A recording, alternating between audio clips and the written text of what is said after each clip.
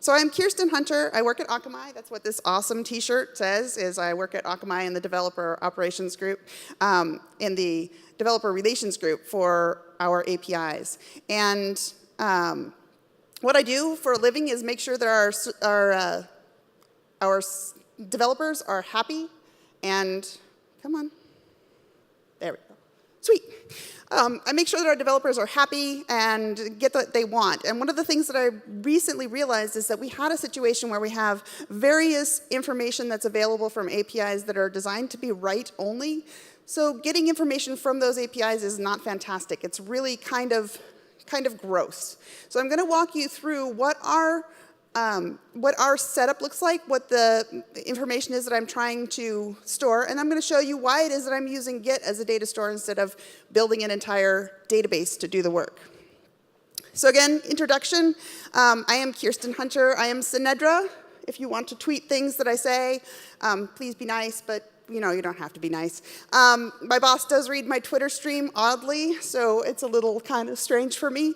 And my website is princesspolymath.com. You can find a link to my Irresistible APIs book there. And if you tweet to me, I will give you the 39% off discount for that.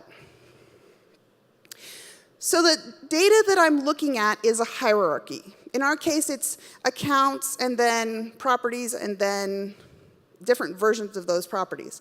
I'm going to want you to look at this as if you're looking at a bookshelf. And on the bookshelf, there's the bookshelf at the top, and then there's various books at the next level. And then there's different versions of those books at the third level. And you want to be able to ask things like, what's different between this volume and that volume? Or how is this book different from that other book? So this is a hierarchical setup. The top level, again, is the accounts. This is your bookshelf. Properties. One of the problems that we have when dealing directly with the API is that the names that we use are unintuitive. So a property for Akamai, you may not know what Akamai does. We make the web screaming fast. That's what we do. So people put their websites on. We cache them in front. We make it so that everybody all over the world can get their stuff extremely quickly from a local server. And we call websites properties. I don't know why we call websites properties, but that's what we call them. So when I'm talking about a property, we're looking at a website, and so instead of saying www.princesspolymath.com, our properties are named in the API PRP_1729. Not terribly intuitive for an actual human. And then for the versions, the reason I put this thing together is because we had so many customers coming to us and saying, I want a way to make a local data store where I can do a diff between versions. I want to know what the difference is between the latest version and what's on production, what's on staging. Why don't we have the version on staging on production? Show me exactly what the difference is between those configurations. I know that there's a lot of other data sets out here which are very similar, where we have this hierarchical setup, and you don't necessarily have the time to put together the database. So again, version differences. We changed a property in that we made it so that anything that's JavaScript isn't cached anymore. All of our CSS files are pre-fetched, which means they're grabbed before they expire, right? So we made a couple changes to the version. That's the sort of thing people want to know. The billing code is a huge problem for our customers. There is no easy way for them to say, what property is associated with this CP code? It's a billing code. This is what finance really cares about. It should be really easy to see, and in the little repository that I created, it is in fact quite easy to see. The history of a property. Git log gives you the history of a property. So it's naturally set up to do exactly the kinds of questions people have. What are the current rules for a particular property? I wanted a lightweight solution. I wanted something that I could distribute to people so they could just run it on their account. They could get the information that they wanted. They didn't have to install anything special. So why didn't I use a database? Well, first of all, the lightweight thing's right out. The infrastructure that you need to put in place for a database is is large, right? You have to install a database. It seems like it's pretty small, but they might be running Windows. They might be running a different kind of system than you're expecting. They might have no idea how to deal with a database. It's not really designed for diff. You can make a diff question for a database, but those are generally fairly expensive calls. They're not quick. These people want quick information. And complicated queries are very time-consuming. And when you have a database, you have to maintain it. Somebody who knows something about databases should really be paying attention to your database and making sure that it is working correctly. So basically, in my opinion, for this case, where I have people who want to have a local data store that they can use to find out information about their account, it's overkill. So enter Git. I redid all of the property names. They're no longer PRP_1729. I changed the branch names to www.princesspolymath.com. As a human, it's super useful for me. Now I want to do a log on what's happened on my website, and I just do a git log. I tag all of the entries. So we have princesspolymath.com at 2. princesspolymath.com at latest, princesspolymath.com at staging. And also www.bendel.ca at 2. So I can compare not only the things that I am looking at, but also other properties within the same account to see how they differ in terms of their rules. Logs are simple in Git. And so grep is one of the biggest things. Right, so with grep and Git, you can just say grep this string, and you'll get it out of the comments, you'll get it out of any of the files, you'll get it out of pretty much anything that has to do with that particular setup. So this is one of the biggest wins.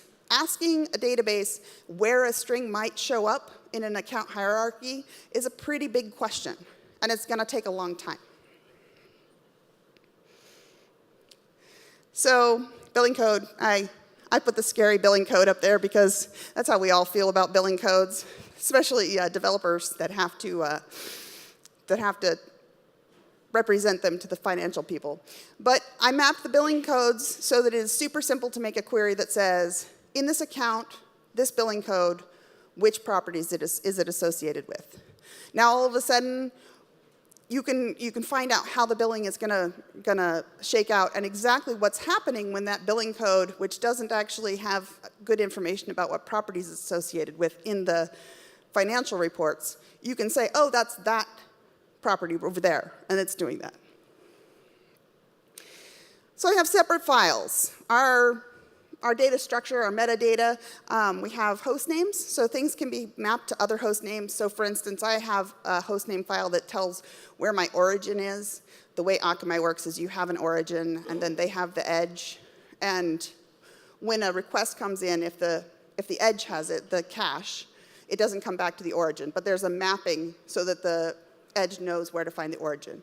So that's what the host names is usually set to use, but there's also aliases, different domain names that you might have as well. There's also metadata. Who made this commit? Oh, this is so helpful. This is like account blame. You know, you can blame people for changes to versions. You can find out what happened since a very particular time. Gosh, you know, we were spending so much less 2 weeks ago. What happened to our properties? Who made changes to our properties, and why are they all of a sudden making so many more calls than they used to be? And then I have the rules. So the rules are awesome. Like if any of you have ever done any kind of caching stuff, the amazing things that Akamai can do in terms of matching a query string or a header or cookie, and then doing some bizarro bucketing behavior or whatever. There's an amazing number of things that can be done with rules, but sometimes you just want to know which of my properties has prefetching turned on. You know, which thing it's expensive. We charge to go and get those files before they actually run out in the cache. So the rules is really helpful, and it's really helpful for another reason as well. We already talked about that. Oh. Well, I'll just tell you about it. I was sure I put a slide in there for that. Okay, so the other reason that's really cool is when you want to make a new property in Akamai, one of the things you have to know is how to tell it what rules you want. And the rules file is really long. So if you can say, this property has exactly what I want in the rules, except it's got this one thing that I want to change. You've got this huge JSON file you can take a look at. In fact, I have a little bit of extra time. I can show you the actual JSON. You can find the JSON that you want to change, make a small change, and just put that up to the system, all of a sudden making your new version or your new property. So these are things that are actually quite hard for people to do generally in our system. And by putting it together into a Git world, it's all of a sudden much easier for them to do. So I don't know, I'm sure that some of you have APIs that you work with where they're really designed for writing. It's hard to get aggregated, interesting, useful metadata. And you could almost certainly use Git as a very lightweight structure that will allow you to explore that information and find what you're looking for. So do you guys want to see live coding? All right.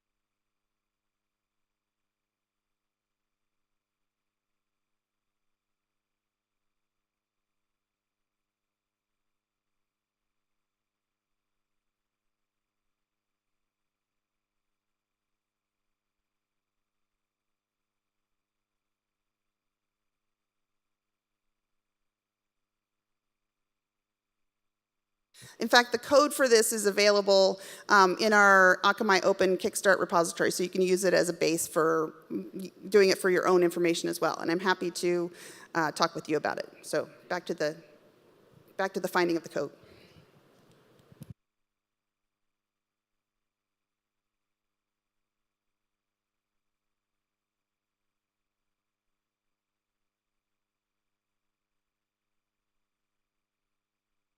All right, so these are the files that I have.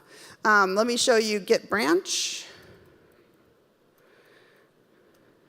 So in the world of our developer relations team, we actually have a developer relations account. And what that has is the property names for all of the accounts that our developer relations team has. So my website, while I couldn't possibly afford it in the real world, is actually Akamized so that I can feel the pain of my customers and make things work better for them.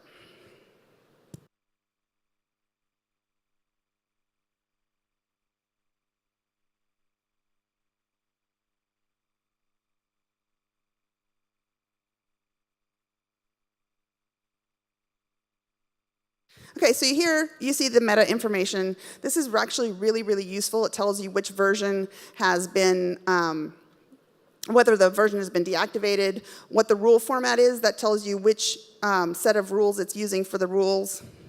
And as you can see, this is the behaviors and rules are quite complicated.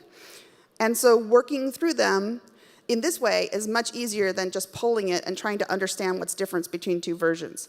Our web API is not fantastic at this, so.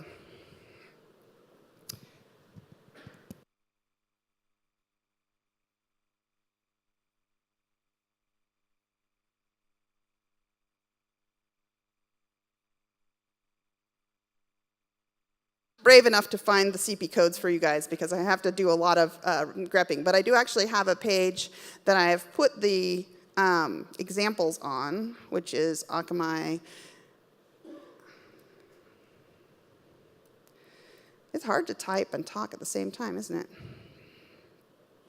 So the examples of what I have are, you can grep the CP code. As you can see up there, that's the billing code. Or you can grep and find out what the CP codes are for a property. So either way, you can do a diff since a particular date for a property. That's super handy. If your system isn't working the way you expect, and you can say, well, last Thursday it was great, and it's not great now. Finding out what the differences are is really useful. And then you can find out what the first change after that date is so that you can go and kick that person in the knees since they've broken your system. So anyways, that's just a really brief overview. And like I said, I have the code that I use for my stuff. It's in Python. And I'm totally happy to share it. And if it becomes something that you guys find useful in a general sense, I'll put it in my personal repository, and we can improve it and make it work for whatever kinds of things you guys want to do as well. So thank you so much.